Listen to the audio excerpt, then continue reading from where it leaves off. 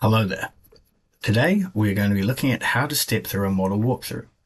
We have recently introduced a new concept of how to present a model to other people inside or outside of your organization.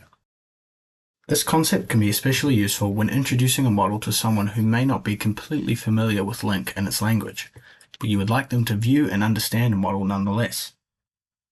Here, from the organizational view of your LINQ account, we're going to come down here to our model table, where you will see this icon on the right-hand side of your models. When you click on this icon, it will take you through to a guide page. Here, we introduce you to what the LINQ language is. Then you can come down here and press the Start button.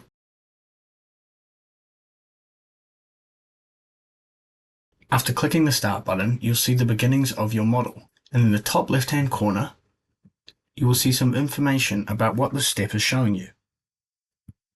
We can then proceed to click the Next button to move to the next step. And you will see LINQ begin to build your model through its longest path. As we continue to click through the model, it begins to build it all together, as well as telling you what each step means.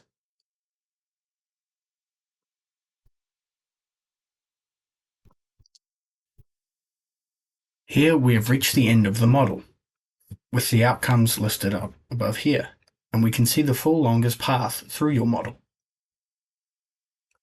As we click the next step, it begins to run an animation to start showing any potential queuing that might exist in the model based on actions, frequency, and duration. You will also see a static heat map begin to form, which is a visual representation of where the most time is spent inside the model.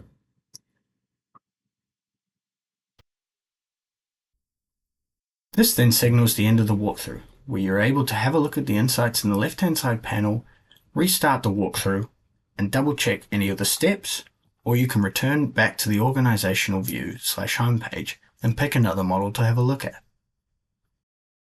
And there you have it. Hopefully this feature is able to sort any potential issues you may have discovered when trying to present a LINQ model to somebody else. And feel free to give it a go yourself next time you're in the organizational view of your models.